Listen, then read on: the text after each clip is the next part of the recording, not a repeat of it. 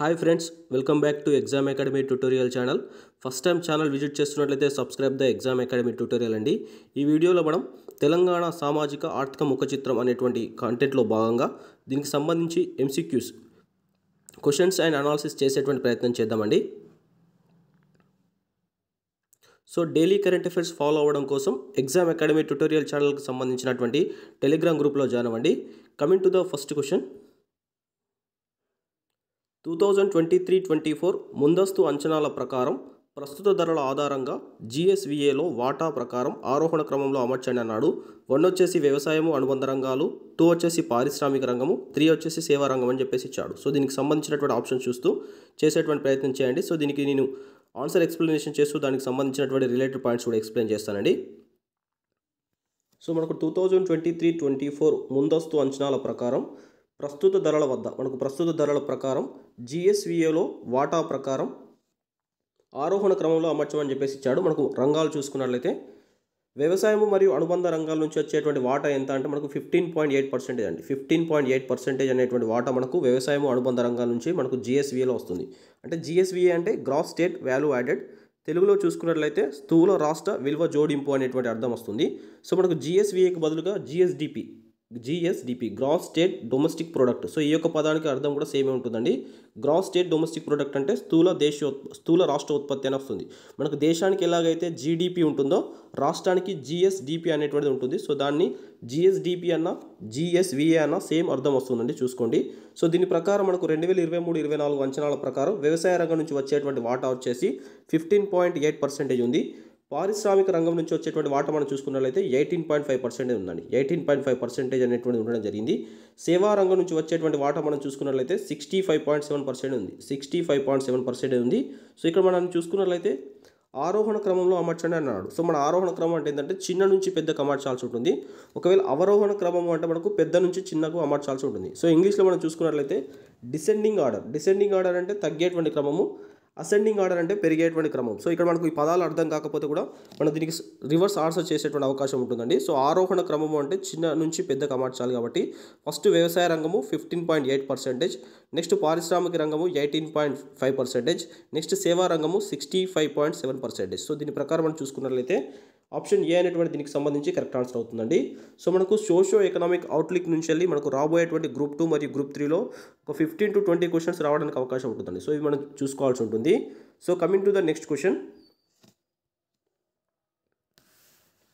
సరైన వాటిని గుర్తించండి అంటున్నాడు. స్టేట్మెంట్ 1 వచ్చేసి 2014-15తో పోల్చితే 2023-24 నాటికి తెలంగాణ తలసరి ఆదాయం 2.8 రెట్లు పెరిగింది అన్నాడు. సెకండ్ స్టేట్మెంట్లో 2014-15తో పోల్చితే 2023-24 నాటికి తెలంగాణ తలసరి అప్పు 8.7 రెట్లు పెరిగింది అన్నాడు. ఏలో 1 సరైనది, B 2 సరైనది, C 1 2 సరైనవి, D వచ్చేసి 1 2 సరైనవి కావు అన్నాడు. సో దీనికి సంబంధించి మనం చూసినట్లయితే సో స్టేట్మెంట్ 1లో 2014-15ను 2023-24 ఆర్థిక సంవత్సరంతో పోల్చినప్పుడు తెలంగాణ తలసరి ఆదాయం పర్ క్యాప్ ఇన్కమ్ అనేటువంటిది 2.8 రెట్లు పెరిగిందని చెప్పేసి ఇచ్చాడు. మనకి ఈ స్టేట్మెంట్ కరెక్ట్ అవుతుందండి. సో 2014-15 తెలంగాణ ఆవిర్భవించినప్పటి నుంచి వెళ్ళి ప్రస్తుత ఆర్థిక సంవత్సరాన్ని మనం తలసరి ఆదాయాన్ని చూసుకున్నట్లయితే మనకు 2014-15 సంవత్సరంలో తలసరి ఆదాయం వచ్చేసి మనకు 1.24 లక్షల రూపాయలు ఉన్నాయండి. అంటే 1,24,104 రూపాయలు అనేటువంటిది మనకు 2014-15లో తలసరి ఆదాయం కింద ఉండేది. అదే ప్రస్తుతం 2023-24 ఆర్థిక సంవత్సరానికి మన తలసరి ఆదాయం చూసుకున్నట్లయితే 3,47,299 రూపాయలండి. 3,47,299 అంటే మనం రౌండ్ ఫిగర్గా తీసుకున్నట్లయితే 3.47 లక్షల రూపాయలు అనేటువంటిది మనకు తలసరి ఆదాయం కింద ఉంది. సో ఇక్కడ ఉన్నటువంటి చేంజ్ అంటే 1.24 లక్షల నుంచి వెళ్ళి 3.47 లక్షలకు మనకు తలసరి ఆదాయం పెరిగింది కదా. సో దీన్ని మనం రెట్లుగా చూసుకున్నట్లయితే 2.8 రెట్లు అనేటువంటి దీనికి సంబంధించి కరెక్ట్ ఆన్సర్ అవుతుందండి. సో దీని ప్రకారం ఫస్ట్ స్టేట్మెంట్ కరెక్ట్ అవుతుంది. అదేవిధంగా అప్పు అనేటువంటి చూసుకున్నట్లయితే 2014-15లో నుంచి 2023-24 నాటికి తలసరి అప్పు 8.7 రెట్లు పెరిగిందని చెప్పేసి ఇచ్చాడు. మనకి ఈ స్టేట్మెంట్ కూడా కరెక్ట్ అవుతుంది. సో గతంలో సోషియో ఎకనామిక్ అవుట్లుక్లో ఇప్పుడు ప్రస్తావించినటువంటి అంశాలలో మనకు తలసరి ఆదాయాన్ని మాత్రమే ప్రస్తావించారు. ఫస్ట్ టైం మనకు తలసరి అప్పు అనేటువంటి అంశాన్ని కూడా ప్రస్తావించడం జరిగింది. సో ఇది గుర్తుంచుకోవాల్సిన ఫిగర్స్ అండి. మనకు 2014-15లో మనకు తలసరి అప్పు ఎంత ఉండేదంటే ఒక్కొక్క వ్యక్తికి వచ్చేటువంటి అప్పు వచ్చేసి 20,250 రూపాయలండి. సో 20,251 రూపాయలు అనేటువంటిది ఉండేది.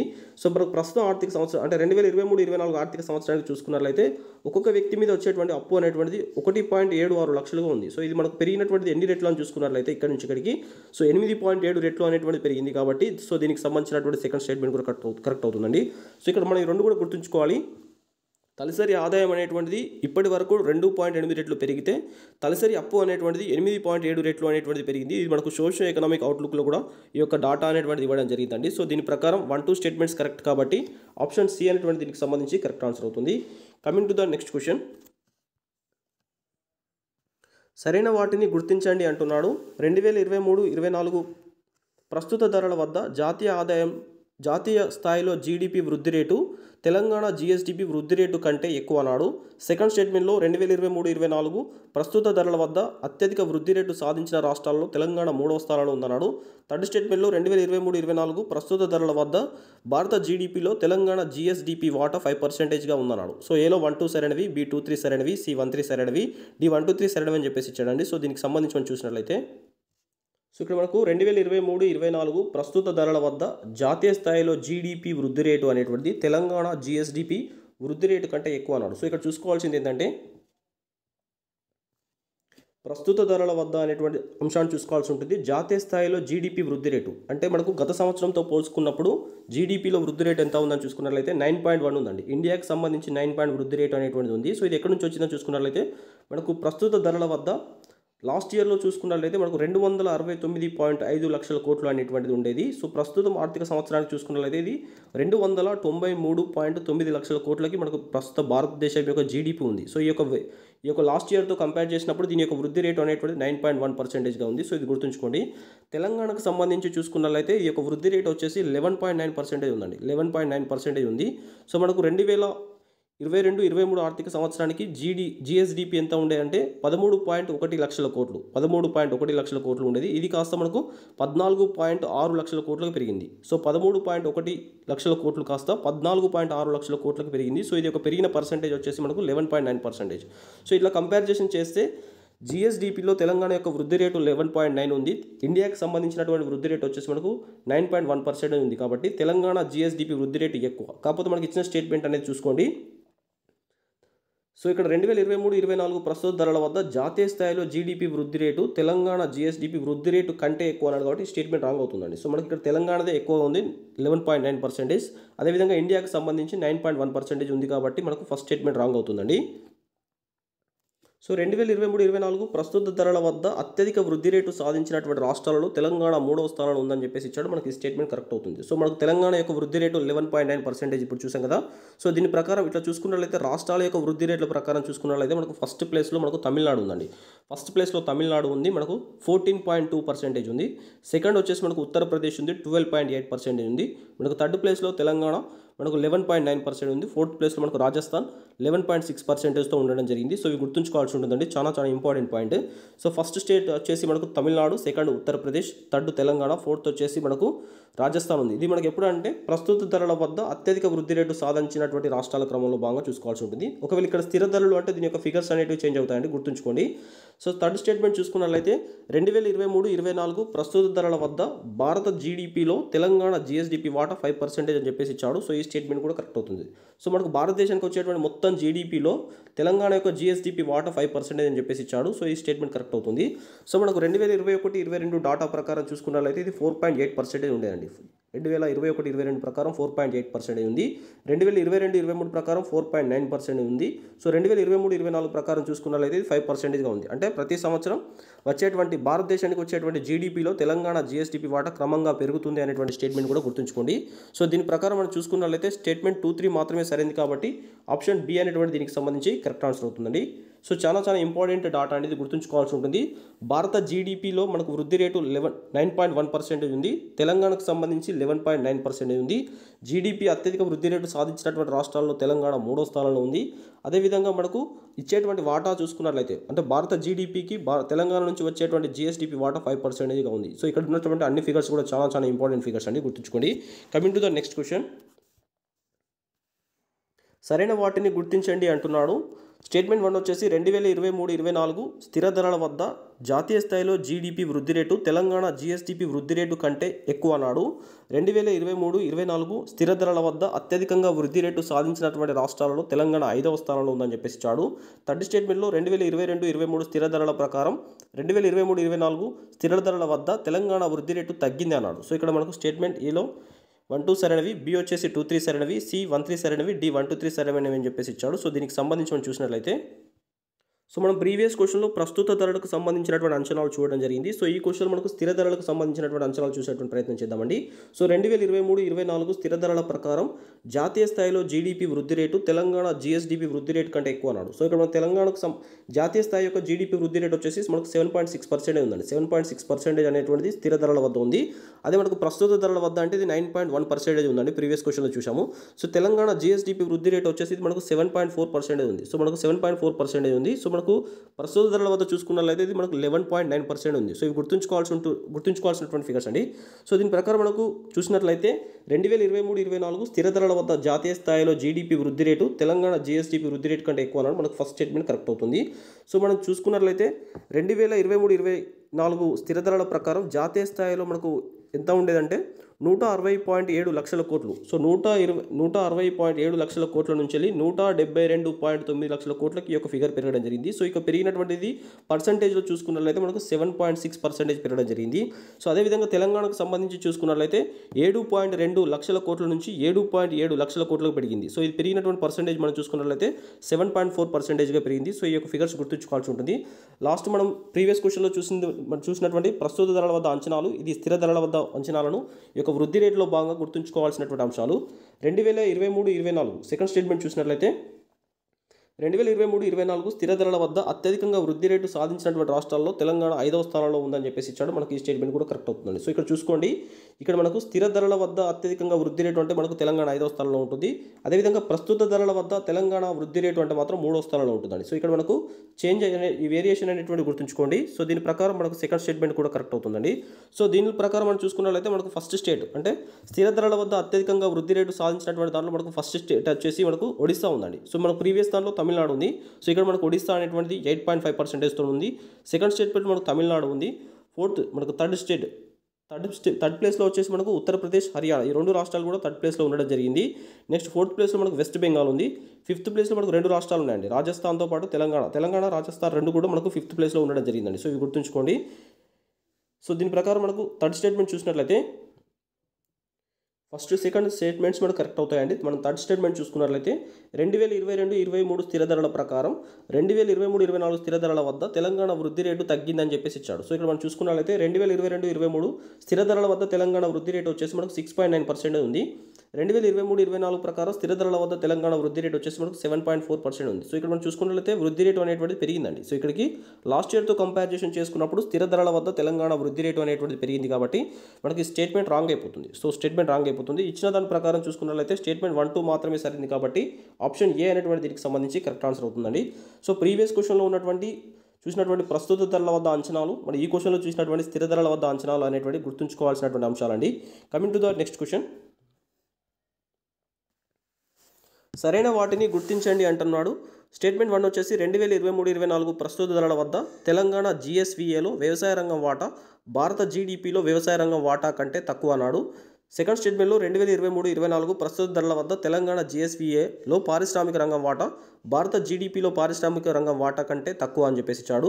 థర్డ్ స్టేట్మెంట్లో 2023-24 ప్రస్తుత ధరల వద్ద తెలంగాణ జీఎస్వీఏలో సేవా రంగం వాటా భారత జీడిపిలో సేవా రంగం వాటా కంటే ఎక్కువ అని చెప్పేసి ఇచ్చాడు. సో మనకు ఏలో 1-2 సరైనవి, బి 2-3 సరైనవి, సి 1-3 సరైనవి, డి 1-3 సరైనవి అని చెప్పేసి ఇచ్చాడండి. సో దీనికి సంబంధించి మనం చూసినట్లయితే సో ఈ క్వశ్చన్లో మనకు ప్రస్తుత ధరల వద్ద మనకు రంగాలను పోల్చినప్పుడు మనకు ప్రస్తుత ధరల వద్ద తెలంగాణకు సంబంధించి కావచ్చు, దేశానికి సంబంధించినటువంటి వ్యవసాయ రంగము, పారిశ్రామిక రంగము, సేవా రంగం యొక్క వాటాలను పోల్చితే సో దానిలో భాగంగా ఈ క్వశ్చన్ ఇవ్వడం జరిగిందండి. సో 2023-24 ప్రస్తుత ధరల వద్ద జీఎస్వీఏలో తెలంగాణ జీఎస్వీఏలో వ్యవసాయ రంగం యొక్క వాటా భారత జీడిపిలో వ్యవసాయ రంగం యొక్క వాటా కంటే తక్కువ అని చెప్పేసి ఇచ్చాడు. సో మనం ఫస్ట్ చూసుకున్నట్లయితే తెలంగాణకు సంబంధించినటువంటి వ్యవసాయ రంగం యొక్క వాటా వచ్చేసి 15.8% మనం ఫస్ట్ క్వశ్చన్లో బాగా చూడడం జరిగింది. అదేవిధంగా భారతదేశానికి సంబంధించినటువంటి వ్యవసాయ రంగం యొక్క వాటా చూసుకున్నట్లయితే మనకి ఇది 7.6% అండి, 7.6% కాబట్టి భారతదేశానికి సంబంధించినటువంటి వ్యవసాయం రంగం యొక్క వాటా అనేటువంటి ఎక్కువగా ఉంది కాబట్టి ఫస్ట్ స్టేట్మెంట్ కరెక్ట్ అవుతుంది. సో మనం చూసినట్లయితే 2023-24 ప్రస్తుత ధరల ప్రకారం తెలంగాణ GSVAలో వ్యవసాయ రంగం వాటా భారత జీడిపి వ్యవసాయ రంగం వాటా కంటే తక్కువ అన్నాడు కాబట్టి ఈ స్టేట్మెంట్ మనకు కరెక్ట్ అవుతుంది. అంటే భారతదేశానికి సంబంధించి వ్యవసాయ రంగం యొక్క వాటా 7.6%, తెలంగాణకు సంబంధించినటువంటి వ్యవసాయ రంగం యొక్క వాటా 15.8% కాబట్టి కంపారిజేషన్లో మనకు భారతదేశానికి సంబంధించినటువంటి వ్యవసాయ రంగం యొక్క వాటా ఎక్కువగా ఉంది. ఫస్ట్ స్టేట్మెంట్ కరెక్ట్ అవుతుంది. అదేవిధంగా 2023-24 ప్రస్తుత ధరల ప్రకారం తెలంగాణ GSVAలో పారిశ్రామిక రంగం యొక్క వాటా చూసుకున్నట్లయితే ఇది మనకు 18.5% ఉందండి. 18.5% అనేటువంటి పారిశ్రామిక రంగం నుంచి వస్తున్నటువంటి వాటా. అదేవిధంగా మనకు భారతదేశానికి సంబంధించి చూసుకున్నట్లయితే ఇది 27.6% ఉందండి. 27.6% ఉంది. సో ఇది కంపారిజేషన్ చేసినప్పుడు తెలంగాణకు సంబంధించినటువంటి వాటా తక్కువగా ఉంటుంది. సో మనకు ఈ విధంగా సెకండ్ స్టేట్మెంట్ కూడా కరెక్ట్ అవుతుంది. చూసుకోండి 2023-24 ప్రకారం తెలంగాణకు సంబంధించి పారిశ్రామిక రంగం నుంచి వచ్చేటువంటి వాటా 18.5%. అదే భారతదేశానికి సంబంధించి పారిశ్రామిక రంగం నుంచి వచ్చేటువంటి వాటా వచ్చేసి 27.6% కాబట్టి తెలంగాణకు సంబంధించినటువంటి వాటా తక్కువగా ఉంది. సో సెకండ్ స్టేట్మెంట్ అనేటువంటిది కూడా కరెక్ట్ అవుతుందండి. అదేవిధంగా మనకు థర్డ్ స్టేట్మెంట్లో భాగంగా 2023-24 ప్రస్తుత ధరల ప్రకారం తెలంగాణ GSVలో సేవా రంగం యొక్క వాటా చూసుకున్నట్లయితే మనకు 65.7% అండి. 65.7% అనేటువంటిది మనకు సేవా రంగం నుంచి వస్తున్నటువంటి వాటాగా చూసుకోండి. అదేవిధంగా భారతదేశానికి సంబంధించి చూసుకున్నట్లయితే సేవా రంగం నుంచి వచ్చేటువంటి వాటా 54.9% అండి. 54.9%. సో ఇక్కడ కంపారిజేషన్ చేసుకున్నప్పుడు తెలంగాణకు సంబంధించినటువంటి సేవా రంగం యొక్క వాటా అనేటువంటిది ఎక్కువగా ఉంది. సో ఈ స్టేట్మెంట్ కూడా మనకు కరెక్ట్ అవుతుందండి. సో ఇచ్చినటువంటి 3 స్టేట్మెంట్స్ కూడా కరెక్ట్ కాబట్టి ఆప్షన్ డి అనేటువంటి దీనికి సంబంధించి కరెక్ట్ ఆన్సర్ అవుతుందండి. సో ఓవరాల్గా దీని నుంచి వచ్చేటువంటి కన్క్లూజన్ ఏంటంటే పారిశ్రామిక రంగానికి సంబంధించి కానీ వ్యవసాయ రంగానికి సంబంధించినటువంటి వాటా విషయంలో భారతదేశానికి సంబంధించింది ఎక్కువగా ఉంది. ఒక సేవా రంగానికి సంబంధించినటువంటి వాటా విషయంలో మాత్రమే తెలంగాణకు సంబంధించి ఎక్కువగా ఉన్నటువంటి అంశాన్ని మనం గుర్తుంచుకోవాల్సి ఉంటుందండి. Coming to the next question.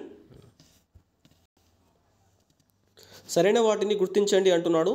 2023-24 ప్రస్తుత ధరల వద్ద తెలంగాణ GSVAలో వ్యవసాయ రంగం యొక్క వృద్ధి రేటు భారత జీడిపిలో వ్యవసాయ రంగం వృద్ధి రేటు కంటే తక్కువ అన్నాడు. సెకండ్ స్టేట్మెంట్లో 2023-24 ప్రస్తుత ధరల వద్ద తెలంగాణ GSVAలో పారిశ్రామిక రంగం యొక్క వృద్ధి రేటు భారత జీడిపిలో పారిశ్రామిక రంగం వృద్ధి రేటు కంటే తక్కువ అన్నాడు. 2023-24 ప్రస్తుత ధరల వద్ద తెలంగాణ GSVలో సేవా రంగం యొక్క వృద్ధి రేటు భారత జీడిపిలో సేవా రంగం వృద్ధి రేటు కంటే ఎక్కువ అన్నాడు. సో ఇది ఆప్షన్ ఏలో 1-2 సరైనవి, ఆప్షన్ బి 2-3 సరైనవి, ఆప్షన్ సి 1-3 సరైనవి, ఆప్షన్ డి 1-3 సరైనవి అని చెప్పేసి ఇచ్చాడండి. సో దీనికి సంబంధించి మనం చూసినట్లయితే సో మన ప్రీవియస్ క్వశ్చన్లో మనకు జీడిపిలో యొక్క వాటా మనము GSVAలో కావచ్చు జీడిపిలో వ్యవసాయ రంగము పారిశ్రామిక రంగం సేవా రంగం యొక్క వాటా చూడడం జరిగింది. సో ఇందులో మనం ఏంటంటే వ్యవసాయము పారిశ్రామిక రంగం సేవా రంగం యొక్క వృద్ధి రేట్లను పోల్చినప్పుడు దానికి సంబంధించినటువంటి క్వశ్చన్ ఇది తీసుకోవడం జరిగిందండి. 2023-24 ప్రస్తుత ధరల ప్రకారం వ్యవసాయ రంగం యొక్క వృద్ధి రేటు. సో ఇది హైలైట్ చేసుకోండి. వ్యవసాయ రంగం యొక్క వృద్ధి రేటు భారత జీడిపి వ్యవసాయ రంగం యొక్క వృద్ధి రేటు కంటే తక్కువ అన్నాడు. సో మన తెలంగాణకు సంబంధించినటువంటి వృద్ధి రేటు చూసుకున్నట్లయితే 4% ఉందండి. వ్యవసాయ రంగానికి సంబంధించినటువంటి వృద్ధి రేటు 4% ఉంది. భారతదేశానికి సంబంధించినటువంటి వృద్ధి రేటు వచ్చేసి మనకు 4.6% ఉందండి. సో దీని ప్రకారం చూసుకున్నట్లయితే తెలంగాణకు సంబంధించినటువంటి వృద్ధి రేటు తక్కువ ఉంది కాబట్టి ఫస్ట్ స్టేట్మెంట్ అనేటువంటి కరెక్ట్ అవుతుందండి. అదేవిధంగా సెకండ్ స్టేట్మెంట్ చూసుకున్నట్లయితే 2023-24 ప్రస్తుత ధరల వద్ద తెలంగాణ GSVలో పారిశ్రామిక రంగం యొక్క వృద్ధి రేటు చూసుకున్నట్లయితే 10.1% ఉందండి. 10.1% అనేటువంటిది మనకు తెలంగాణకు సంబంధించి ఉంది. అదే ఇండియాకు సంబంధించినటువంటి వృద్ధి రేటు చూసుకున్నట్లయితే మనకు 7.9% ఉంది. సో దీన్ని కంపారిజేషన్ చేసుకున్నప్పుడు తెలంగాణకు సంబంధించినటువంటి వృద్ధి రేటు ఎక్కువగా ఉంది. సో మనకు స్టేట్మెంట్ రాంగ్గా ఇవ్వడం జరిగింది. చూసుకోండి 2023-24 ప్రస్తుత ధరల వద్ద తెలంగాణ GSVలో పారిశ్రామిక రంగం వృద్ధి రేటు భారత జీడిపిలో పారిశ్రామిక వృద్ధి రేటు కంటే తక్కువ అన్నాడు. కంటే తక్కువ కాదు కంటే ఎక్కువ అనేటువంటి మనకు రావాల్సినటువంటి స్టేట్మెంట్ అవుతుందండి. సో ఈ స్టేట్మెంట్ మనకు రాంగ్ అయిపోతుంది. అదేవిధంగా మనకు 2023-24 ప్రస్తుత ధరల వద్ద తెలంగాణ GSVలో సేవా రంగం యొక్క వృద్ధి రేటు సేవా రంగాన్ని చూసుకున్నట్లయితే తెలంగాణకు సంబంధించినటువంటి సేవా రంగం యొక్క వృద్ధి రేటు వచ్చేసి మనకు 14.6% ఉందండి. అదేవిధంగా భారతదేశానికి సంబంధించినటువంటి సేవా రంగం యొక్క వృద్ధి రేటు వచ్చేసి మనకు 9.5% ఉంది. సో దీన్ని కంపారిజేషన్ చేసినప్పుడు తెలంగాణకు సంబంధించినటువంటి వృద్ధి రేటు ఎక్కువగా ఉంది. సో స్టేట్మెంట్ మనం చూసుకున్నట్లయితే 2023-24 ప్రస్తుత ధరల వద్ద GSVలో సేవా రంగం యొక్క వృద్ధి రేటు భారత జీడిపిలో సేవా రంగం వృద్ధి రేటు కంటే ఎక్కువ అన్నాడు. సో ఈ స్టేట్మెంట్ మనకు కరెక్ట్ అవుతుందండి. సో ఇచ్చినటువంటి దాంట్లో 1-3 స్టేట్మెంట్ కరెక్ట్ కాబట్టి ఆప్షన్ సి అనేటువంటి దీనికి సంబంధించి కరెక్ట్ ఆన్సర్ అవుతుంది. సో మనం ప్రీవియస్ క్వశ్చన్లో వాటాల ప్రకారం చూసుకున్నప్పుడు భారతదేశానికి సంబంధించి వ్యవసాయ రంగం యొక్క వాటా పారిశ్రామిక రంగం యొక్క వాటా ఎక్కువగా ఉంటే సేవా రంగం విషయంలో మాత్రం తెలంగాణకి ఎక్కువ ఉంది. సో ఇక్కడ మనం వృద్ధి రేట్ల ప్రకారం చూసుకున్నట్లయితే ఓన్లీ వ్యవసాయ రంగం యొక్క వృద్ధి రేటు విషయంలో మాత్రమే భారతదేశం అనేటువంటిది ఎక్కువ ఉంది. పారిశ్రామిక సేవా రంగం విషయంలో వృద్ధి రేట్ల విషయంలో తెలంగాణ ఎక్కువగా ఉందనేటువంటి విషయాన్ని మనకు అర్థమవుతుందండి. చూసుకోండి. So coming to the next question. Gross domestic district product GDP ప్రస్తుత ధరలో 2022-23 ప్రకారం జిల్లాల్ని అవరోహణ క్రమంలో అమర్చమన్నాడు. 1 వచ్చేసి హైదరాబాద్, 2 రంగారెడ్డి, 3 మేడ్చల్ మల్కాజ్గిరి, 4 సంగారెడ్డి అని చెప్పేసి ఇచ్చాడు. సో దీనికి సంబంధించి మనం చూసినట్లయితే సో మనకి ఇక్కడ ఇచ్చినటువంటిది గ్రాస్ డొమెస్టిక్ డిస్ట్రిక్ట్ ప్రొడక్ట్ జీడీడీపీ అంటే జిల్లాలకు వచ్చేటువంటి ఆదాయాన్ని ఆధారంగా చేసుకొని 2022-23 ధరల ప్రకారం మనకు అవరోహణ క్రమంలో అమర్చమని చెప్పేసి ఇచ్చాడండి. సో ఇక్కడ ఏంటంటే మనకు జీడీపీ ఎలాగైతే దేశానికి ఉంటుందో అదేవిధంగా GSDP gross state domestic product ఎలా రాష్ట్రాలకైతే ఉంటుందో అదేవిధంగా జిల్లాలకు సంబంధించినటువంటి ఆదాయాన్ని కొలిచేటువంటి క్రమంలో మనకు జీడీడీపీ గ్రాస్ డిస్ట్రిక్ట్ డొమెస్టిక్ ప్రోడక్ట్ అనేటువంటిది ఉంటుంది. సో దీని ప్రకారం అత్యధికంగా జీడీపీ వస్తున్నటువంటి జిల్లాలను వరుస క్రమంలో అమర్చమని చెప్పేసి ఇచ్చాడు. సో దీని ప్రకారం మనం చూసుకున్నట్లయితే మనకు రంగారెడ్డి డిస్టిక్ నుంచి వచ్చేటువంటి ఆదాయం వచ్చేసి 2.83 లక్షల కోట్లు అండి. 2.83 లక్షల కోట్లతో మనకు ఫస్ట్ ప్లేస్లో ఉండడం జరిగింది. నెక్స్ట్ వచ్చేసి హైదరాబాద్ సెకండ్ ప్లేస్లో ఉండడం జరిగిందండి. 2.28 లక్షల కోట్లతో సెకండ్ ప్లేస్లో ఉండడం జరిగింది. మనకు థర్డ్ ప్లేస్లో వచ్చేసి మనకు మేడ్చల్ మల్కాజ్గిరి. నెక్స్ట్ మనకు ఫోర్త్ ప్లేస్లో వచ్చేసి మనకు సంగారెడ్డి డిస్టిక్ ఉండడం జరిగింది. ఫిఫ్త్ ప్లేస్లో మనకు నల్గొండ డిస్టిక్ ఉండడం జరిగిందండి. సో ఈ వరుస క్రమంలో చూసుకున్నట్లయితే first Rangareddy, second Hyderabad, 3 Medchal Malkajgiri, fourth ప్లేస్లో సంగారెడ్డి, ఫిఫ్త్ ప్లేస్లో నల్గొండ డిస్టిక్స్ ఉండడం జరిగింది. సో దీని ప్రకారం అమర్చినట్లయితే 2134 అనేటువంటి దీనికి సంబంధించి కరెక్ట్ ఆన్సర్ అవుతుంది. కాబట్టి ఆప్షన్ బి అనేటువంటి దీనికి సంబంధించి కరెక్ట్ ఆన్సర్ అవుతుంది. అదేవిధంగా తక్కువ జీడీడీపీ ఉన్నటువంటి జిల్లాల క్రమం మనం చూసుకున్నట్లయితే గ్రాస్ డొమెస్టిక్ డిస్ట్రిక్ట్ ప్రొడక్ట్ విషయంలో తక్కువగా ఉన్నటువంటి జిల్లాలు చూసుకున్నట్లయితే మనకు ఫస్ట్ ప్లేస్లో ములుగు ఉంటుంది. సో లాస్ట్ నుంచి సెకండ్ ప్లేస్లో మనకు కొమరంభీం ఆసిఫాబాద్, లాస్ట్ నుంచి థర్డ్ ప్లేస్లో మనకు రాజన్న సిరిసిల్ల, లాస్ట్ నుంచి ఫోర్త్ ప్లేస్లో మనకు నారాయణపేట, లాస్ట్ నుంచి ఫిఫ్త్ ప్లేస్లో మనకు జనగామ డిస్ట్రిక్ట్స్ అనేవి ఉండడం జరిగిందండి. సో ఈ యొక్క వరుస క్రమంలో చూసుకున్నట్లయితే ములుగు డిస్ట్రిక్ట్, తర్వాత కొమరంభీం ఆసిఫాబాద్, నెక్స్ట్ రాజన్న సిరిసిల్ల, 4వ ప్లేస్లో నారాయణపేట్, 5వ ప్లేస్లో మనకు జనగామ డిస్ట్రిక్ట్స్ అనేటువంటిది తక్కువ జీడీడీపీ కలిగి ఉన్నటువంటి జిల్లాల వరుస క్రమంగా చూసుకోవాల్సి ఉంటుంది. సో దీనికి సంబంధించినటువంటి కరెక్ట్ ఆన్సర్ వచ్చేసి మనకు ఆప్షన్ బి అవుతుందండి. Coming to the next question. తలసరి ఆదాయం ప్రస్తుత ధరల ప్రకారం 2022-23 జిల్లాల్ని అవరోహణ క్రమంలో అమర్చాలని చెప్పేసి ఇచ్చాడు. 1 వచ్చేసి హైదరాబాద్, 2 వచ్చేసి రంగారెడ్డి, 3 వచ్చేసి మేడ్చల్ మల్కాజ్గిరి, 4 వచ్చేసి సంగారెడ్డి డిస్ట్రిక్ట్స్ ఇవ్వడం జరిగింది. సో దీనికి సంబంధించి మనం చూసినట్లయితే సో తలసరి ఆదాయం ఆధారంగా జిల్లాలను మనం వరుస క్రమంలో అమర్చినట్లయితే అది కూడా మనకు ప్రస్తుత ధరల ప్రకారం 2022-23 మనకి డాటాలో కూడా 2022-23 మెన్షన్ చేస్తూ మనకు డాటా ఇవ్వడం జరిగింది. సో దాని ప్రకారం మనం చూసుకున్నట్లయితే మనకు అత్యధికంగా తలసరి ఆదాయం మనకు రంగారెడ్డి డిస్ట్రిక్ట్ నుంచి వస్తుందండి. 9.46 లక్షల రూపాయలు తలసరి ఆదాయం రంగారెడ్డికి ఉంది. మనకు సెకండ్ ప్లేస్లో మనకు హైదరాబాద్ 4.94 లక్షలు అనేటువంటిది మనకు హైదరాబాద్కు ఉంది. మనకు తర్వాత వచ్చేసి సంగారెడ్డి 3.22 లక్షలతో మనకు సంగారెడ్డి థర్డ్ ప్లేస్లో ఉండడం జరిగింది. నెక్స్ట్ మేడ్చల్ మల్కాజ్గిరి వచ్చేసి మనకు ఫోర్త్ ప్లేస్లో 2.95 లక్షలతో ఉందండి. సో దీని ప్రకారం మనం అమర్చినట్లయితే రంగారెడ్డి ఫస్ట్ వస్తుంది, సెకండ్ ప్లేస్లో మనకు హైదరాబాద్, థర్డ్ ప్లేస్లో మనకు సంగారెడ్డి, ఫోర్త్ ప్లేస్లో మనకు మేడ్చల్ మల్కాజ్గిరి. కాబట్టి ఆప్షన్ 2134 ఆప్షన్ బి అనేటువంటి దీనికి సంబంధించి కరెక్ట్ ఆన్సర్ అవుతుందండి. 2134 ఆప్షన్ బి అనేటువంటి దీనికి సంబంధించి కరెక్ట్ ఆన్సర్ అవుతుంది. సో దీని ప్రకారం మనం ఫిఫ్త్ జిల్లా చూసుకున్నట్లయితే జయశంకర్ భూపాలపల్లి జిల్లా అనేటువంటి మనకు ఫిఫ్త్ ప్లేస్లో ఉండడం జరిగింది. తక్కువ తలసరి ఆదాయం కలిగి ఉన్నటువంటి జిల్లాల వరుస క్రమంలో చూసుకున్నట్లయితే మనకు వికారాబాద్ ఫస్ట్ ప్లేస్లో ఉండడం జరిగింది 1.80 లక్షలతోటి. నెక్స్ట్ వచ్చేసి మనకు కొమరంభీం ఆసిఫాబాద్ 1.81 లక్షలు. థర్డ్ ప్లేస్లో మనకు లాస్ట్ నుంచి థర్డ్ ప్లేస్లో జగిత్యాల, లాస్ట్ నుంచి ఫోర్త్ ప్లేస్లో మనకు హన్మకొండ, లాస్ట్ నుంచి మనకు ఫిఫ్త్ ప్లేస్లో వచ్చేసి కామారెడ్డి. వరుస క్రమంలో చూసుకున్నట్లయితే వికారాబాద్, కొమరంభీం ఆసిఫాబాద్, జగిత్యాల, హన్మకొండ, కామారెడ్డి డిస్ట్రిక్ట్స్ వచ్చేసి మనకు తక్కువ తలసరి ఆదాయం కలిగి ఉన్నటువంటి జిల్లాలుగా చూసుకోండి. సో తెలంగాణ తలసరి ఆదాయం ప్రస్తుత ఆర్థిక సంవత్సరంలో మనకు 3.47 లక్షలు అనేటువంటి తెలంగాణకు సంబంధించినటువంటి తలసరి ఆదాయంగా ఉంది. ఇండియాకి సంబంధించినటువంటి తలసరి ఆదాయం చూసుకున్నట్లయితే మనకు 1.83 లక్షలు అనేటువంటిది ప్రస్తుత ధరల వద్ద తలసరి ఆదాయంగా ఉన్నటువంటి ఫిగర్స్గా చూసుకోండి. సో దీనికి సంబంధించి మనం తలసరి ఆదాయాల ఆధారంగా జిల్లాలను అమర్చినట్లయితే ఫస్ట్ ప్లేస్లో Rangareddy, second Hyderabad, third Sangareddy, fourth ప్లేస్లో మేడ్చల్ మల్కాజ్గిరి, ఫిఫ్త్ ప్లేస్లో జయశంకర్ భూపాలపల్లి, తక్కువ వచ్చేసి వికారాబాద్, కొమరంభీం ఆసిఫాబాద్, జగిత్యాల, హన్మకొండ, కామారెడ్డి. సో ఇది గుర్తుంచుకోండి. మనం ఇక్కడ నుంచి క్వశ్చన్ అనేటువంటిది ఎక్స్పెక్ట్ చేయొచ్చు. Coming to the next question. సరైన వాటిని గుర్తించండి అంటున్నాడు. Telangana labour force participation rate LFPR గ్రామీణ ప్రాంతాలతో పోల్చినప్పుడు భారత లేబర్ ఫోర్స్ పార్టిసిపేషన్ రేట్ గ్రామీణ ప్రాంతాలలో తక్కువ అని చెప్పేసి ఇచ్చాడు. సెకండ్ స్టేట్మెంట్లో Telangana labour force participation rate పట్టణ ప్రాంతాలతో పోల్చినప్పుడు భారత లేబర్ ఫోర్స్ పార్టిసిపేషన్ రేట్ పట్టణ ప్రాంతాలలో తక్కువ అన్నాడు.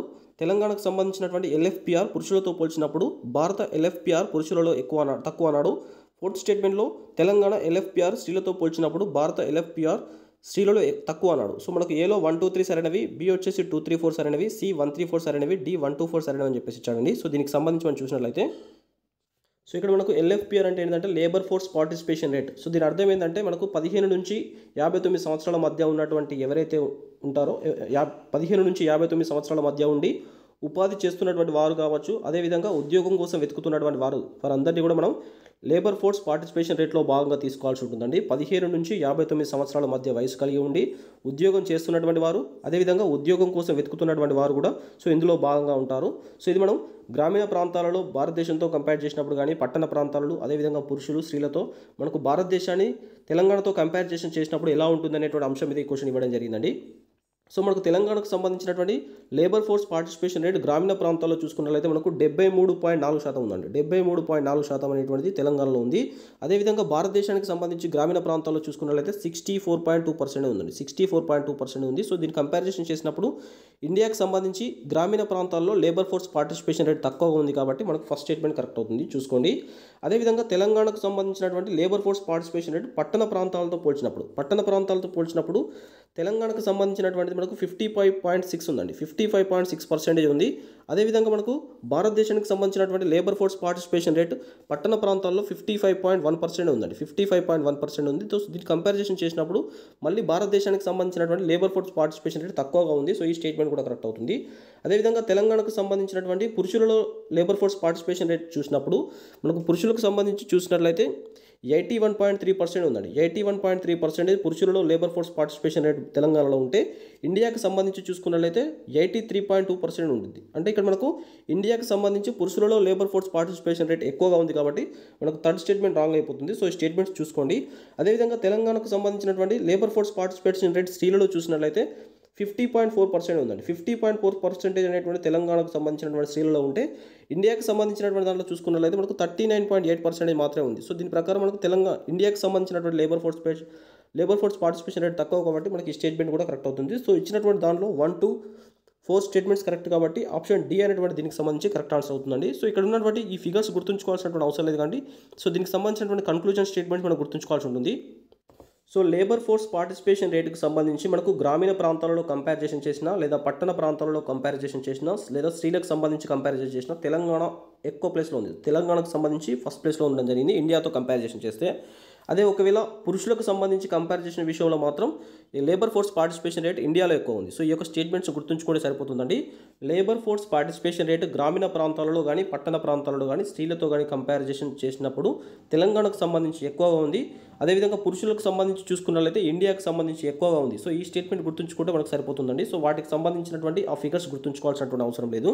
అదేవిధంగా ఇంకెలా ఉంటుందంటే గ్రామీణ పురుషుడు, గ్రామీణ స్త్రీ, పట్టణ పురుషుడు, పట్టణ స్త్రీ. సో ఈ యొక్క కంపారిజేషన్లో కూడా మనం క్వశ్చన్ చూసుకున్నట్లయితే గ్రామీణ పురుషుల విషయంలో కావచ్చు, అదేవిధంగా మనకు పట్టణ పురుషుల విషయంలో, గ్రామీణ పురుషుల విషయంలో కావచ్చు, పట్టణ పురుషుల విషయంలో మనకు ఇండియాకు అనేటువంటిది ఫస్ట్ ప్లేస్లో, అంటే ఇండియాకి ఎక్కువగా ఉంటుంది, తెలంగాణకు తక్కువగా ఉంటుంది.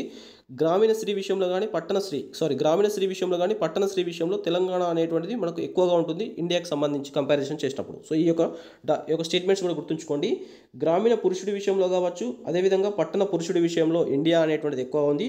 గ్రామీణ స్త్రీ విషయంలో కావచ్చు, పట్టణ స్త్రీ విషయంలో మనకు తెలంగాణ అనేటువంటిది ఎక్కువగా ఉంది. సో ఈ యొక్క డాటా కూడా లేబర్ ఫోర్స్ పార్టిసిపేషన్ రేటుకు సంబంధించినటువంటి అంశాల్లో భాగంగా గుర్తుంచుకోండి. Coming to the next question. సరైన వాటిని గుర్తించండి అంటున్నాడు. స్టేట్మెంట్ 1 వచ్చేసి తెలంగాణ WPR అంటే మనకు వర్క్ పాపులేషన్ రేట్ గ్రామీణ ప్రాంతాలతో పోల్చినప్పుడు భారత వర్క్ పాపులేషన్ రేట్ గ్రామీణ ప్రాంతాలలో తక్కువ అన్నాడు. సెకండ్ స్టేట్మెంట్లో తెలంగాణ WPR పట్టణ ప్రాంతాలతో పోల్చినప్పుడు భారత WPR పట్టణ ప్రాంతాలలో తక్కువ అన్నాడు. థర్డ్ స్టేట్మెంట్లో తెలంగాణ WPR పురుషులతో పోల్చినప్పుడు భారత WPR పురుషులలో తక్కువ అన్నాడు. తెలంగాణ WPR స్త్రీలతో పోల్చినప్పుడు భారత WPR స్త్రీలలో తక్కువ అని చెప్పేసి ఇచ్చాడు. మనకు ఏలో 1, 2, 3 సరైనవి, బి వచ్చేసి 2, 3, 4 సరైనవి, సి 1, 4 సరైనవి, డి వచ్చేసి 1, 2, 4 సరైనవి అని చెప్పేసి ఇచ్చాడండి. సో దీనికి సంబంధించి మనం చూసినట్లయితే, సో మనం ప్రీవియస్ క్వశ్చన్లో మనం LFPR అంటే లేబర్ ఫోర్స్ పార్టిసిపేషన్ రేటుకు సంబంధించినటువంటి క్వశ్చన్స్ని కంపారిజన్ చేస్తూ చూడడం జరిగింది. సో ఇక్కడ మనకు వర్క్ పాపులేషన్ రేట్కి సంబంధించి మనకు దానికి ఒక కంపారిజన్ చేస్తూ చూడాల్సి ఉంటుందండి. సో మనకు లేబర్ ఫోర్స్ పార్టిసిపేషన్ రేట్కి మనకు వర్క్ పాపులేషన్ రేట్కి మధ్య డిఫరెన్స్ ఏంటంటే, లేబర్ ఫోర్స్ పార్టిసిపేషన్ రేట్లో మనకు 15 నుంచి 59 సంవత్సరాల మధ్య వయసు ఉన్నటువంటి జనాభా ఉంటుంది. సో ఇందులో భాగంగా ఉద్యోగం చేస్తున్నటువంటి వారు ఉంటారు, నిరుద్యోగులు ఉంటారు. సో ఇదంతా కూడా మనకు 15 నుంచి 59 సంవత్సరాల మధ్య ఉన్నటువంటి వారందరినీ కూడా కన్సిడర్ చేస్తూ లేబర్ ఫోర్స్ పార్టిసిపేషన్ రేట్ తీసుకోవడం జరుగుతుంది. కాకపోతే ఇక్కడ మనకు వర్క్ పాపులేషన్ రేట్ ఏంటంటే 15 నుంచి 59 సంవత్సరాల వయసు ఉండి పనిచేస్తున్నటువంటి జనాభాను మాత్రమే కన్సిడర్ చేసుకోవడం జరుగుతుంది. పనిచేస్తున్నటువంటి జనాభా మాత్రమే కన్సిడర్ చేసుకుంటే మనకు వర్క్ పాపులేషన్ రేట్ అనేటువంటి రావడం జరుగుతుంది. సో ఇది మనకు చూసుకున్నట్లయితే తెలంగాణకు సంబంధించి గ్రామీణ ప్రాంతాల్లో మనకు 71% ఉందండి, 71% ఉంది. అదేవిధంగా మనకు ఇండియాకి సంబంధించి చూసుకున్నట్లయితే మనకు 62.5% ఉంది, 62.5% ఉంది. కాబట్టి సో పనిచేస్తున్నటువంటి జనాభా గ్రామీణ ప్రాంతాలలో పోల్చినప్పుడు తెలంగాణతో కంపేర్ చేసినప్పుడు ఇండియాలో తక్కువగా ఉంది. కాబట్టి మనకు ఫస్ట్ స్టేట్మెంట్ కరెక్ట్ అవుతుంది. అదేవిధంగా సెకండ్ స్టేట్మెంట్ చూసుకున్నట్లయితే ఇదే WPR మనకు పట్టణ ప్రాంతాలతో పోల్చినప్పుడు మనకు పట్టణ ప్రాంతాల్లో మనకు తెలంగాణకు సంబంధించి చూసుకున్నట్లయితే 51.1% మనకు పనిచేస్తున్నటువంటి జనాభా ఉంటే, అదేవిధంగా ఇండియాకి సంబంధించి చూసుకున్నట్లయితే 52% అండి, 52% పనిచేయడం జరుగుతుంది. సో దీని ప్రకారం ఇండియాలో ఎక్కువ కాబట్టి మనకు సెకండ్ స్టేట్మెంట్ అనేటువంటి రాంగ్ అయిపోతుందండి, సెకండ్ స్టేట్మెంట్ రాంగ్ అయిపోతుంది చూసుకోండి. అదేవిధంగా మనకు పురుషులతో కంపేర్ చేసుకున్నప్పుడు తెలంగాణలో మనకు 77.7% అండి, 77.7% అనేటువంటి పనిచేస్తున్న జనాభా. అదేవిధంగా భారత్కు సంబంధించి చూసుకున్నట్లయితే మనకు 80.2% పనిచేస్తున్న జనాభాగా ఉంది. కాబట్టి సో ఈ స్టేట్మెంట్ మనకు థర్డ్ స్టేట్మెంట్ చూసుకున్నట్లయితే మనకు భారతదేశానికి సంబంధించినటువంటి WPR పురుషులలో మనకు పోల్చినప్పుడు తెలంగాణకు సంబంధించి తక్కువ అని చెప్పేసి ఇచ్చాడు. సో ఈ స్టేట్మెంట్ కూడా రాంగ్ అయిపోతుంది. చూడండి స్టేట్మెంట్ ఏంటంటే తెలంగాణ WPR పురుషులతో పోల్చినప్పుడు భారత WPR పురుషులలో తక్కువ అన్నాడు. సో ఇది మనకు ఎక్కువగా ఉంది కాబట్టి స్టేట్మెంట్ రాంగ్ అయిపోతుంది. అదేవిధంగా మనకు ఫోర్త్ స్టేట్మెంట్ చూసుకున్నట్లయితే తెలంగాణ WPR స్త్రీలతో పోల్చినప్పుడు పురుషులలో WPR స్త్రీలలో తక్కువ అని చెప్పేసి ఇచ్చాడు. సో ఇది మనం చూసుకున్నట్లయితే తెలంగాణకు సంబంధించినటువంటి పనిచేస్తున్నటువంటి స్త్రీలు చూసుకున్నట్లయితే మనకు 48.4% అండి, 48.4% పనిచేస్తున్నటువంటి జనాభాగా చూసుకోండి. అదేవిధంగా మనకు ఇండియాకి సంబంధించి చూసుకున్నట్లయితే 38.5% అనేటువంటి పనిచేస్తున్నటువంటి జనాభాగా చూసుకోండి. సో ఇది మనం చూసుకున్నట్లయితే తెలంగాణకు సంబంధించి కంపారిజన్ చేసినప్పుడు ఇండియాకి సంబంధించి WPR స్త్రీలలో తక్కువ అని చెప్పేసి ఇచ్చాడు. మనకు స్టేట్మెంట్ కరెక్ట్ అవుతుంది. సో ఇచ్చినటువంటి స్టేట్మెంట్లో 1-4 స్టేట్మెంట్ కరెక్ట్ అవుతుంది. మనకు థర్డ్ స్టేట్మెంట్ కానీ సెకండ్ స్టేట్మెంట్ కానీ రాంగ్ అయిపోతుందండి. సో ఇక్కడ గుర్తుంచుకోవాల్సింది ఏంటంటే WPR పనిచేస్తున్నటువంటి జనాభా మాత్రమే కన్సిడర్ చేసుకున్నట్లయితే గ్రామీణ ప్రాంతాల విషయంలో కంపారిజేషన్ చేస్తే మనకు తెలంగాణ ఫస్ట్ ప్లేస్లో ఉంటుంది, అంటే తెలంగాణ అనేటువంటి ముందస్తులో ఉంటుంది మనకు ఇండియాతో కంపారిజేషన్ చేస్తే. అదేవిధంగా మనకు స్త్రీలకు సంబంధించి కంపారిజేషన్ చేసిన తెలంగాణ అనేటువంటి ముందు ప్లేస్లో ఉంటుంది. అదేవిధంగా మనకు పట్టణ ప్రాంతాల్లో కంపారిజేషన్ చేసినప్పుడు, అదేవిధంగా మనకు పురుషుల్లో కంపారిజేషన్ చేసినప్పుడు మనకు ఇండియా అనేటువంటి ముందుగా ఉండడం జరుగుతుంది. సో ఈ యొక్క స్టేట్మెంట్స్ గుర్తుంచుకోండి. గ్రామీణ ప్రాంతాలు అదేవిధంగా స్త్రీలకు సంబంధించి మాత్రమే తెలంగాణ ముందు ప్లేస్లో ఉంది.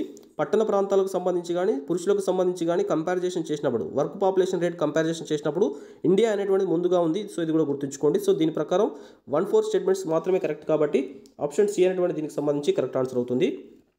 అదేవిధంగా మనకు గ్రామీణ పురుషులు, గ్రామీణ స్త్రీలు, పట్టణ పురుషులు, పట్టణ స్త్రీలు అనేటువంటి కూడా ఉంటుందండి. మనకు గ్రామీణ పురుషులలో కంపారిజేషన్ చేసినప్పుడు మనకు ఇండియా ఫస్ట్ ప్లేస్లో ఉంటుంది, గ్రామీణ పురుషులకు సంబంధించి ఇండియా ఫస్ట్ ప్లేస్లో ఉంటుంది. అదేవిధంగా గ్రామీణ స్త్రీల విషయంలో మనకు తెలంగాణ ఫస్ట్ ప్లేస్లో ఉంటుందండి. అదేవిధంగా పట్టణ పురుషులకు సంబంధించి కంపారిజేషన్ చేస్తే మనకు భారతదేశం ముందంజలో ఉంటుంది. పట్టణ స్త్రీలకు సంబంధించి కంపారిజేషన్ చేసినప్పుడు మనకు తెలంగాణ ముందు ప్లేస్లో ఉండడం జరుగుతుంది. సో ఈ యొక్క వేరియేషన్ గుర్తుంచుకోండి. సో ఇక్కడ గుర్తుంచుకోవాల్సిన సింపుల్ ఏంటంటే గ్రామీణ కావచ్చు స్త్రీల విషయంలో తెలంగాణ ముందుంది, పట్టణ కావచ్చు పురుషుల విషయంలో మనకు ఇండియా అనేటువంటి ముందంజగా ఉందనేటువంటి స్టేట్మెంట్స్ గుర్తుంచుకుంటే సో ఇక్కడ నుంచి మనకి ఎలాంటి క్వశ్చన్ వచ్చినా చేయడానికి అవకాశం ఉంటుందండి. Coming to the next question. సరైన వాటిని గుర్తించండి అంటున్నాడు. తెలంగాణ యూఆర్ అంటే ఇక్కడ మనకు అన్ఎంప్లాయ్మెంట్ రేట్గా తీసుకోండి. తెలంగాణ అన్ఎంప్లాయ్మెంట్ రేట్ గ్రామీణ ప్రాంతాలతో పోల్చినప్పుడు భారత అన్ఎంప్లాయ్మెంట్ రేట్ గ్రామీణ ప్రాంతాలలో తక్కువ అన్నాడు. సెకండ్ స్టేట్మెంట్లో తెలంగాణ అన్ఎంప్లాయ్మెంట్ రేట్ పట్టణ ప్రాంతాలతో పోల్చినప్పుడు భారత అన్ఎంప్లాయ్మెంట్ రేట్ పట్టణ ప్రాంతాలలో తక్కువ అన్నాడు. థర్డ్ స్టేట్మెంట్లో తెలంగాణ అన్ఎంప్లాయ్మెంట్ రేట్ పురుషులతో పోల్చినప్పుడు భారత అన్ఎంప్లాయ్మెంట్ పురుషులలో తక్కువ అన్నాడు. తెలంగాణ అన్ఎంప్లాయ్మెంట్ స్త్రీలతో పోల్చినప్పుడు భారత అన్ఎంప్లాయ్మెంట్ స్త్రీలలో తక్కువ అన్నాడు. సో ఏలో 1-2-3 సరైనవి, B 2-3-4 సరైనవి, C 1-3-4 సరైనవి, D 1-2-4 సరైనవి అని చెప్పేసి ఇచ్చాడు. సో దీనికి సంబంధించి చూసినట్లయితే సో ఇక్కడ మనం చూసుకున్నట్లయితే తెలంగాణ అన్ఎంప్లాయ్మెంట్ రేట్ మీద ఇవ్వడం జరిగిందండి. సో మనం ఫస్ట్ దీనికన్నా ప్రీవియస్ క్వశ్చన్ మనం లేబర్ ఫోర్స్ పార్టిసిపేషన్ రేట్ చూసాము, తర్వాత మనం వర్క్ పాపులేషన్ రేట్ చూసాము, ఇందులో భాగంగా మనం అన్ఎంప్లాయ్మెంట్ రేట్ చూసాము. సో ఇక్కడ మనకు లేబర్ ఫోర్స్ పార్టిసిపేషన్ రేట్లో ఏంటంటే 15 నుంచి 59 సంవత్సరాల వయసు ఉండి పని చేయాలనే కోరిక ఉండి పని చేస్తున్నటువంటి ఉద్యోగులు, పని చేయకుండా ఉండేటువంటి నిరుద్యోగులు అందరూ కూడా మనకు లేబర్ ఫోర్స్ పార్టిసిపేషన్ రేట్లో ఉంటారు. సో ఇక్కడ మనకు వర్క్ పాపులేషన్ రేట్లో భాగంగా ఏంటంటే కేవలం పనిచేస్తున్నటువంటి జనాభా 15 నుంచి 59 సంవత్సరాల వయసు ఉండి పనిచేస్తున్నటువంటి జనాభా మాత్రమే మనకు వర్క్ పాపులేషన్ రేట్లో ఉంటారు. సో ఇక్కడ మనకు అన్ఎంప్లాయ్మెంట్ రేట్లో ఏంటంటే 15 నుంచి 59 సంవత్సరాల వయసు ఉండి పని చేయాలనే కోరిక ఉండి పని లభించినటువంటి నిరుద్యోగులు మాత్రమే మనకు అన్ఎంప్లాయ్మెంట్ రేట్లో ఉంటారు. సో ఇది మనం గ్రామీణ, పట్టణ, స్త్రీ, పురుషుతో కంపారిజేషన్ చేస్తూ మనకి ఈ యొక్క క్వశ్చన్ ఇవ్వడం జరిగిందండి. సో మనకు గ్రామీణ ప్రాంతాలకు సంబంధించినటువంటి అన్ఎంప్లాయ్మెంట్ రేట్ చూసుకున్నట్లయితే తెలంగాణకు సంబంధించి అన్ఎంప్లాయ్మెంట్ రేట్ 3% ఉంది, మనకు ఇండియాకి సంబంధించి 2.7% ఉందండి. సో మనకు తెలంగాణతో పోల్చినప్పుడు ఇండియాలో తక్కువగా ఉందని చెప్పేసి ఇచ్చాడు, మనకు ఫస్ట్ స్టేట్మెంట్ కరెక్ట్ అవుతుంది. అదేవిధంగా పట్టణ ప్రాంతాలకు సంబంధించి మనకు అన్ఎంప్లాయ్మెంట్ రేట్ తెలంగాణలో చూసుకున్నట్లయితే మనకు 8% ఉంది, ఇండియాకి సంబంధించి చూసుకున్నట్లయితే మనకు 5.7% ఉంది. సో ఇలా కంపారిజేషన్ చేసినప్పుడు కూడా మనకు ఇండియాకి సంబంధించి తక్కువ అని చెప్పేసి ఇచ్చాడు, మనకు ఈ స్టేట్మెంట్ కూడా కరెక్ట్ అవుతుంది. అదేవిధంగా పురుషులకు సంబంధించి అన్ఎంప్లాయ్మెంట్ తెలంగాణలో మనం చూసుకున్నట్లయితే 4% ఉంటే ఇండియాకి సంబంధించి 3.2% ఉందండి. సో ఇట్లా కంపారిజేషన్ చేసిన ఇండియాకి సంబంధించినటువంటి అన్ఎంప్లాయ్మెంట్ రేట్ తక్కువ ఉంది. సో ఈ స్టేట్మెంట్ కూడా కరెక్ట్ అవుతుంది. అదేవిధంగా స్త్రీలకు సంబంధించి అన్ఎంప్లాయ్మెంట్ రేట్ కంపారిజేషన్ చేస్తే తెలంగాణకు సంబంధించినటువంటి అన్ఎంప్లాయ్మెంట్ స్త్రీలలో మనకు 4.9% ఉందండి. సో మనకు అదేవిధంగా మనకు భారతదేశానికి సంబంధించి చూసుకున్నట్లయితే 3.6% ఉంది. సో 3.6% ఉంది కాబట్టి సో ఇందులో కూడా మనకు భారతదేశానికి సంబంధించి అన్ఎంప్లాయ్మెంట్ రేట్ స్త్రీలో తక్కువ కాబట్టి ఈ స్టేట్మెంట్ కూడా కరెక్ట్ అవుతుంది. సో ఇచ్చినటువంటి 4 స్టేట్మెంట్స్ కూడా కరెక్ట్ కాబట్టి ఆప్షన్ డి అనేటువంటి దీనికి సంబంధించి కరెక్ట్ ఆన్సర్ అవుతుందండి. సో ఇక్కడ గుర్తుంచుకోవాల్సింది ఏంటంటే అన్ఎంప్లాయ్మెంట్ రేట్ విషయంలో తెలంగాణకు సంబంధించి భారతదేశానికి కంపారిజేషన్ చేస్తే ప్రతి విషయంలో మనకు అన్ఎంప్లాయ్మెంట్ రేట్ విషయంలో గ్రామీణ ప్రాంతాలలో, పట్టణ ప్రాంతాల్లో, పురుషులలో, స్త్రీలలో తెలంగాణలోనే ఎక్కువగా ఉందనేటువంటి విషయం మనకి ఇక్కడి నుంచి అర్థమవుతుంది కాబట్టి సో ఇది గుర్తుంచుకోండి. అదేవిధంగా మనకు గ్రామీణ పురుషులకు సంబంధించి గ్రామీణ ప్రాంతాల్లో పురుషులకు కంపారిజేషన్ చేసినా మనకు తెలంగాణలో నిరుద్యోగ రేట్ ఎక్కువ ఉంది. గ్రామీణ స్త్రీల విషయంలో మనం కంపారిజేషన్ చేసినా తెలంగాణకు సంబంధించినటువంటి నిరుద్యోగ రేట్ ఎక్కువ ఉంది. పట్టణ పురుషులలో సంబంధించి కంపారిజేషన్ చేస్తే తెలంగాణకు సంబంధించినటువంటి నిరుద్యోగ రేట్ ఎక్కువ ఉంది. అదేవిధంగా పట్టణ స్త్రీలకు సంబంధించి మనం కంపారిజేషన్ చేసినా తెలంగాణలో నిరుద్యోగ రేట్ ఎక్కువ ఉంది. సో నిరుద్యోగ రేటు మీద క్వశ్చన్ వస్తే ఏ విషయంలో ఇండియాతో కంపారిజేషన్ చేసినా తెలంగాణకు సంబంధించినటువంటి నిరుద్యోగ రేటు ఎక్కువ ఉంది. గ్రామీణ ప్రాంతాలలో కావచ్చు, పట్టణ ప్రాంతాలలో కావచ్చు, పురుషులలో కావచ్చు, స్త్రీలలో కావచ్చు, గ్రామీణ పురుషులు కావచ్చు, గ్రామీణ స్త్రీలు కావచ్చు, పట్టణ పురుషులు కావచ్చు, పట్టణ స్త్రీలు కావచ్చు, ఇలాంటి విషయంలో అన్ఎంప్లాయ్మెంట్ రేట్ కంపారిజేషన్ చేస్తే జాతీయ స్థాయితో పోల్చినప్పుడు తెలంగాణలో అన్ఎంప్లాయ్మెంట్ రేట్ ఎక్కువ. సో ఈ స్టేట్మెంట్ గుర్తుంచుకుంటాం. సో మన ఇక్కడి నుంచి ఎలాంటి క్వశ్చన్ వచ్చినా చేయడానికి అవకాశం ఉంటుందండి. Coming to the next question.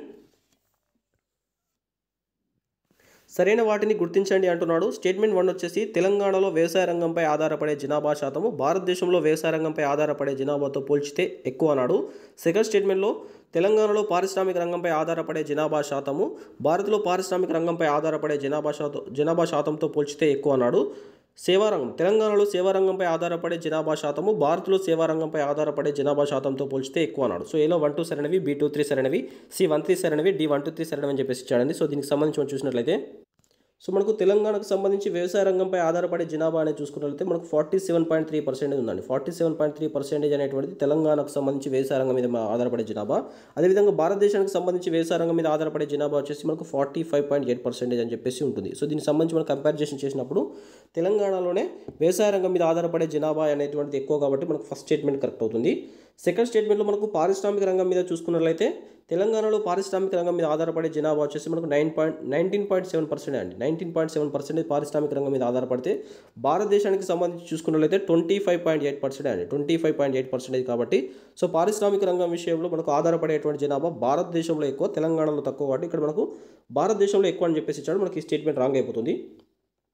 అదేవిధంగా థర్డ్ స్టేట్మెంట్ చూసుకున్నట్లయితే తెలంగాణలో సేవారంగంపై ఆధారపడే జనాభా శాతం. సో మనకు సేవారంగానికి సంబంధించి తెలంగాణలో ఆధారపడే జనాభా చూసుకున్నట్లయితే మనకు 33% సేవారంగం మీద ఆధారపడితే భారతదేశానికి సంబంధించి మనకు 28.9% మాత్రమే ఆధారపడడం జరిగింది. సో దీని ప్రకారం మనం పోల్చినట్లయితే తెలంగాణకు సంబంధించి సేవారంగం మీద ఆధారపడే జనాభా ఎక్కువ శాతం కాబట్టి సో దీనికి సంబంధించి థర్డ్ స్టేట్మెంట్ కరెక్ట్ అవుతుంది. సో దీని ప్రకారం మనకు ఆప్షన్ సి 1, 3 స్టేట్మెంట్స్ కరెక్ట్ కాబట్టి ఆప్షన్ సి అనేటువంటి దీనికి సంబంధించి కరెక్ట్ ఆన్సర్ అవుతుందండి.